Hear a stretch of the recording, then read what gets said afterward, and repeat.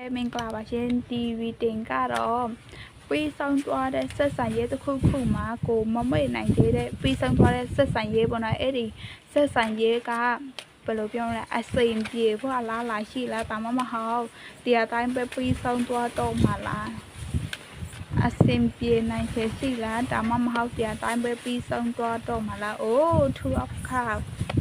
ဘယ်လိုလောက်ပြီးဆုံးမှာတော့ဒီမှာဒါရပါအိုးဖင်အောက်ဆန်နဲ့ဖင်အောက်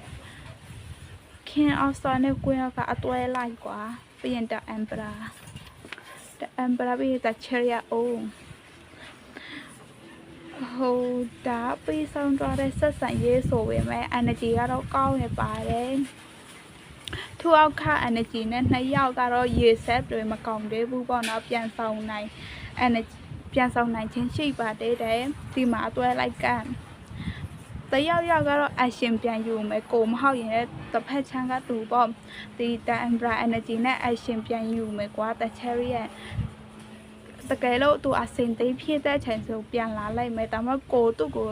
အရင်တော့ဆက်သွယ်တာလည်းဖြစ်နိုင်တယ်ဒါမှမဟုတ်သူ့ဘက်ကအရင်ဆက်သွယ်တာလည်းဖြစ်နိုင်ပါတယ်ရှင်ဒီ Tempera energy နဲ့လူတယောက်ကမိန်းကလေးလည်းဖြစ်နိုင်တယ်ယောက်ျားလေးလည်းဖြစ်နိုင်တယ်ပေါ့နော်ဒါကျန်တယ်မခွဲပါဘူးဒီ Tempera energy ရှိတဲ့လူလေးကအရင်ဆက်သွယ်ပါမယ်ပြီးဒီ connection ကပြီးတယ်လားဆိုတော့မပြီးသေးပါဘူးရေဆက်တွေကျန်နေပါတယ်တဲ့ရှင်